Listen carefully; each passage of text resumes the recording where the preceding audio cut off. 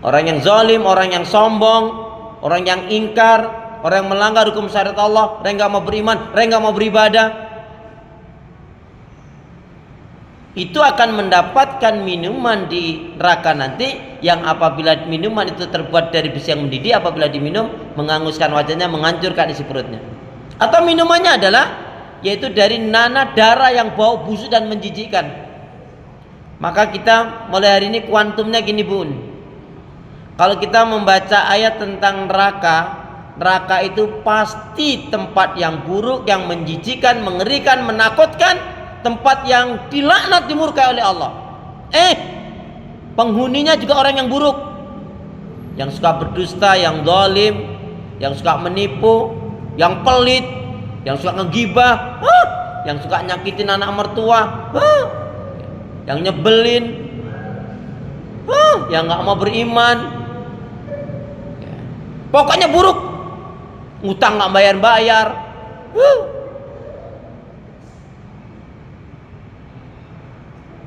Tapi ketika dia sempat tobat, selesai. Nah, itu gambaran neraka seperti itu. Yang menghuninya orang yang jahat, yang buruk, yang nggak baik, tempat yang dimurkai, dilaknat oleh Allah. Sekarang lanjutkan pada ayat 30-31, gambaran surganya sekarang.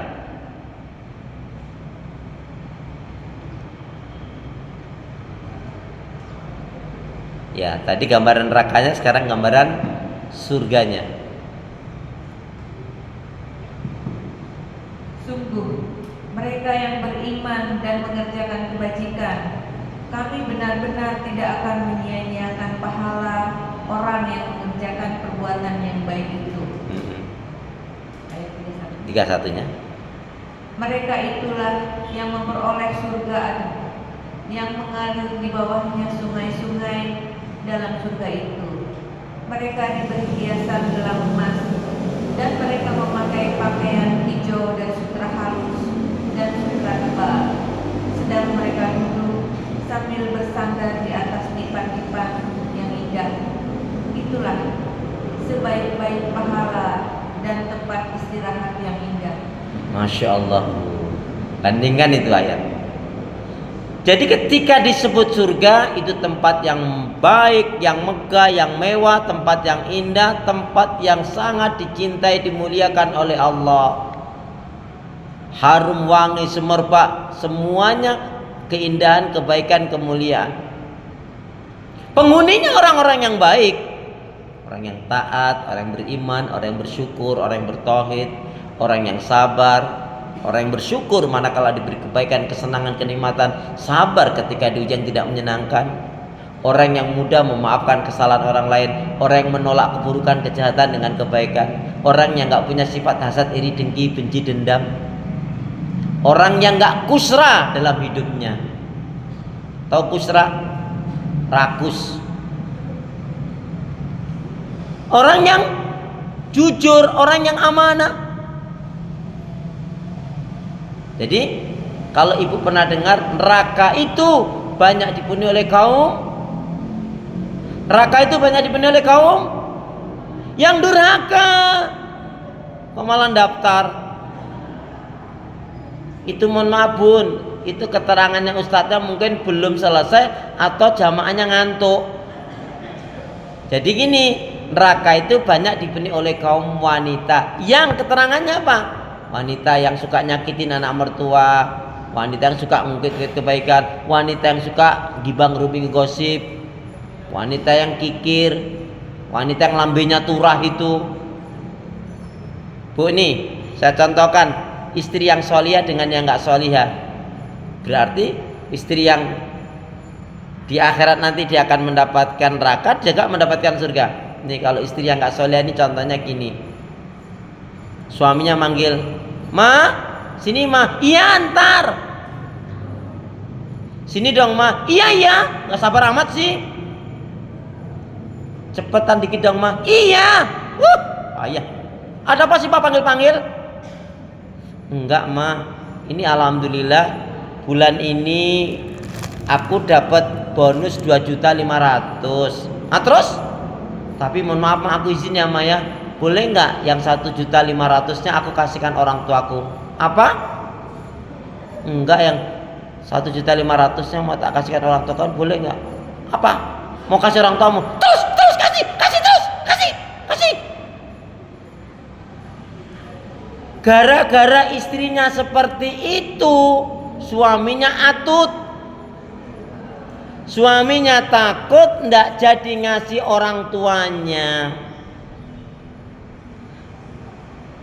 Berarti istrinya nggak solihah, ngajak ke neraka suaminya jadi durhaka, berarti suaminya bodoh. Yang menyebabkan suaminya bodoh masuk neraka gara-gara istrinya yang nggak solihah. Di akhirat ya neraka kalau belum sempat tobat, mati dia. Nah lain kalau yang kedua istri yang solihah, dia panggil, Mi, sini sayang. Ya, sini dong Mi, sedang menuju. Sini sayang, alhamdulillah. Ya Allah, aku dipanggil sampai 3 kali, makasih. Ya Allah, kamu baik banget. Ada apa sih Bi? Kok panggil-panggil kayaknya ada serius banget. Enggak sayang, ini alhamdulillah bulan ini aku dapat bonus 2.500.000. Nah terus? Tapi mohon maaf sayang, nggak perlu maaf Bi. Oh nggak ada yang salah. Enggak, aku mohon maaf ya. Tapi yang 2 jutanya aku mau kasih orang tuaku. Gimana sayang? Ya Allah Bi, istighfar kamu Bi. Kok kamu hitungan banget sih sama orang tua kamu? Nggak boleh gitu. Itu rezeki yang Allah berikan untuk orang tuamu melalui dirimu. Berikan semua. Mohon maaf ya Bi, sebenarnya aku selama 7 bulan ini sebetulnya aku diam-diam nabung. Aku belum bilang kamu. Mohon maaf ya sebentar. Masuklah dia ke kamar, kemudian dia ambil yaitu tabungannya. Bi, ini tabunganku yang selama 7 bulan. Ya sudah, karena kamu hari ini mau ngasih orang tuamu, ini tabunganku ini, berikan juga pada orang tuamu. Orang tuamu kan juga orang tuaku juga. Jarang.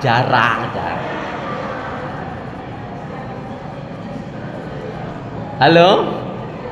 Jarang atau nggak ada? Astagfirullahaladzim. Jadi ternyata Bu, mau bicara kehidupan setelah kematian itu diawali ya sekarang ini. Kalau tadinya suka marah, yang sabar. Yang tadinya suka dusta, enggak lagi. Kenapa?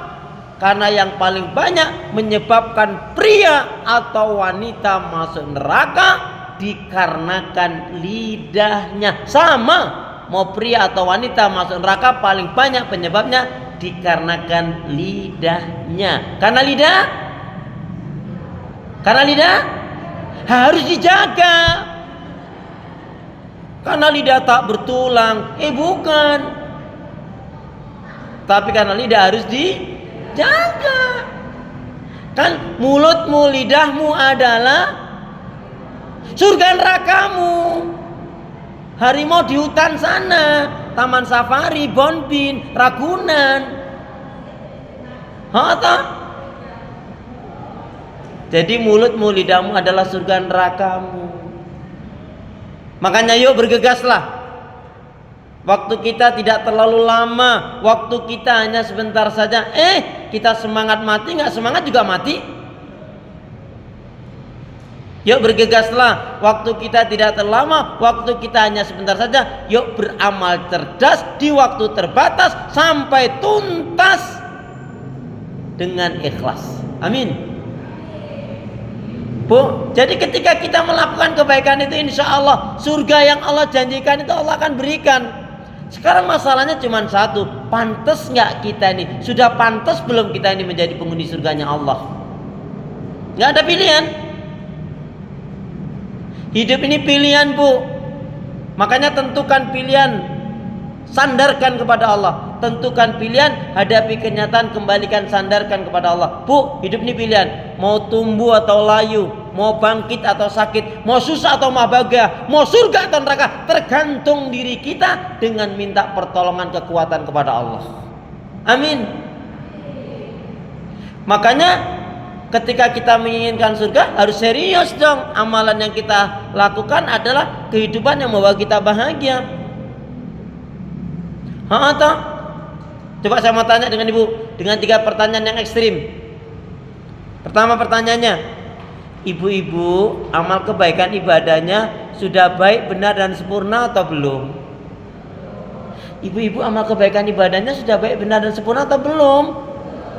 Bagus sekali ya pengakuannya ya. Mau ngakui kekurangan kelemahan itu bagus, lebih itu jiwa besar. Yang penting mau merubah diri. Pertanyaan yang kedua, ibu-ibu kesalahan dan dosanya masih banyak atau tinggal sedikit? Kalau diulangi lagi ya. Ibu-ibu kesalahan dan dosanya masih banyak atau tinggal sedikit? Jujur banget. Yang hari ini banyak orang nggak jujur. Alhamdulillah ibu-ibu di sini masya Allah jujurnya luar biasa ya. Pertanyaan yang ketiga ibu. Ibu-ibu pingin masuk surga atau pingin banget masuk surga? Pingin masuk surga atau pingin banget masuk surga? Masya Allah tabarakallah ta'ala. Masya Allah, masya Allah. Amal kebaikan ibadahnya nggak sempurna. Dosa-dosa kesalahannya masih banyak. Pingin banget masuk surga. Semoga Allah memberkahi merahmati kita semuanya. Amin. Karena memang kita masuk surga bukan karena amal kita, tapi karena rahmat dari Allah. Tapi ketika kita membaca ayat tentang neraka, mohon kepada Allah, ya Allah selamatkan aku ya Allah, jauhkan aku ya Allah dari azab nerakamu. Tapi ketika kita membaca ayat tentang surga, kehidupan setelah kematian hanya ada 2, surga dan neraka. Ya Allah, aku ingin sekali ya Allah mendapatkan surgamu ya Allah. Mampukanlah aku ya Allah untuk melakukan amalan-amalan yang menjadikan aku mendapatkan surga ridho-Mu. Amin. Jadi orang beriman itu optimis. Ya. Nah, itu diantaranya kehidupan ini tergantung kita loh Bu. Makanya bergegaslah, waktu kita tidak terlalu lama. Coba mana yang kurang segera tutup. Ya. Kemarin yang sholatnya jarang tepat waktu sekarang diperbaiki.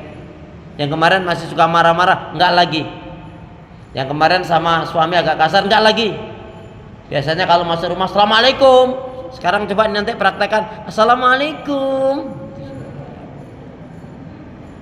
Ya. Intinya Bu, kemarin-kemarin yang enggak baik, yang buruk buang. Bengkulu, Semarang. Dulu, sekarang. Ayo semangat ya. Semangat untuk berubah menjadi lebih baik. Semangat untuk menjadi ahli surga. Semangat untuk menjalankan perintah Allah. Semangat untuk meninggalkan hal-hal yang tidak baik. Karena apa Bu? Pada akhirnya hanya diri kita sendiri, gak bisa orang lain. Orang lain hanya memberikan nasihat, memotivasi. Kalau diri kita sendiri tidak melangkah, ya gak akan bisa melakukan yang terbaik. Kuncinya minta pertolongan kekuatan kepada Allah Subhanahu wa ta'ala. Baik, inilah yang dapat kita kaji hari ini. Mudah-mudahan menjadi pelajaran dan inspirasi bagi diri kita.